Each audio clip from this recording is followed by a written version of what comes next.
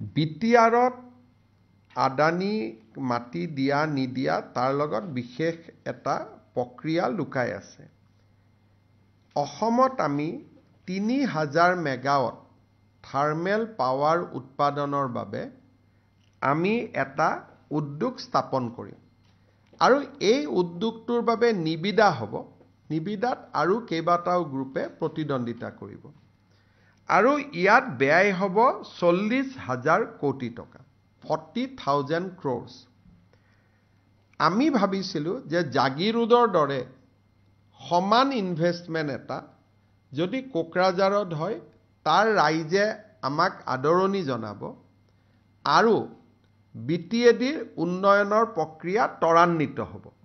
কাৰণ 40,000 crores investment মানে minimum 1 lakh মানুহে ডাইৰেক্টলি ইনডাইৰেক্টলি তাত এমপ্লয়মেণ্ট পাব। কিন্তু আমি এনেকুৱা বদনাম ল'ব খোজা নাই যে আমি কোনোবা ট্ৰাইবেলৰ মাটি আমি দখল কৰিব খুজিছোঁ। এই ৩,০০০ মেগাৱাট শক্তি উৎপাদনৰ বাবে আন স্থানত আমাৰ মাটি ইতিমধ্যে নিৰ্ধাৰণ কৰা আছে। আমি মাত্ৰ বিটিএডিত ইণ্ডাষ্ট্ৰী যেনেকৈ এডভান্টেজ অসম হ'ল, ৫ লাখ টকা ইনভেষ্টমেণ্ট আহিব। বিটিএডিয়ে মনত ভাবিব যে গোটেইখিনি অসমে লৈ ল'লে আমাক একোৱে নিদিলে। সেইকাৰণেহে আমি তেওঁলোকক দিয়াৰ এটা প্ৰস্তাৱ দিছিলোঁ। কিন্তু তেওঁলোকে যিহেতু নিজে নালাগে বুলি কৈছে, আমাৰ অতিৰিক্ত মাটি মজুত আছে আৰু নৱেম্বৰত তাৰ আধাৰশিলাও হ'ব আৰু উদ্যোগটো আগবাঢ়িও যাব। গতিকে তাৰ কাৰণে আমাৰ জোৰ জবস্তি কৰা কথা নাই। কিন্তু ৰাইজে এটা কথাও জানিব লাগে, সেই ৪,০০০ বা ৩,০০০ বিঘা মাটি মাত্ৰ ৮০টা পৰিয়ালে ৰাখি থৈ দিছে। গতিকে ৮০টা পৰিয়ালে ৪,০০০ বিঘা মাটি ভোগ দখলত থাকিব লাগে নেকি?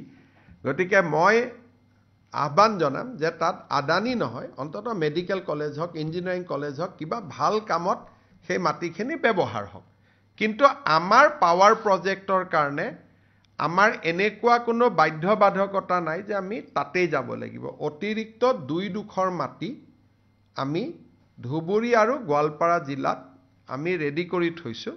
গতিকে তাৰ পৰা যদি বিটিআৰে ভাবে যে আমাৰ ইয়াত নালাগে, আমি ডেফিনেটলি ধুবুৰী বা গোৱালপাৰাত এই প্ৰজেক্টটো কৰিম। কাৰণ উইদাউট শক্তি 2029 চনৰ পিছত অসমৰ এটা ঘৰতো লাইট নজ্বলিব যদি আমি পাৱাৰ প্লান্ট নকৰোঁ।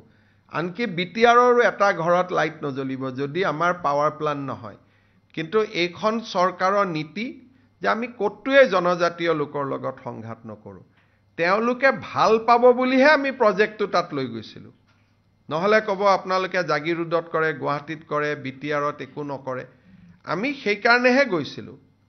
কিন্তু আমাৰ ধুবুৰী আৰু গোৱালপাৰাত মাটি ইতিমধ্যে ইনফেক্ট ৱালৰ কামো চলি আছে, কাটাতাৰৰ বেৰা আদিৰ কাম চলি আছে। গতিকে এই প্ৰজেক্টটো নিৰ্ধাৰিত সময়ত ভাৰত চৰকাৰৰ পৰা আমি কোল লিংকেজো পাই গ'লোঁ। গতিকে মই ভাবোঁ যে নৱেম্বৰত এই ৪০,০০০ কোটি টকা বিনিয়োগৰ আধাৰশিলাও হ'ব আৰু আমি কামত আগবাঢ়িও যাব পাৰিম।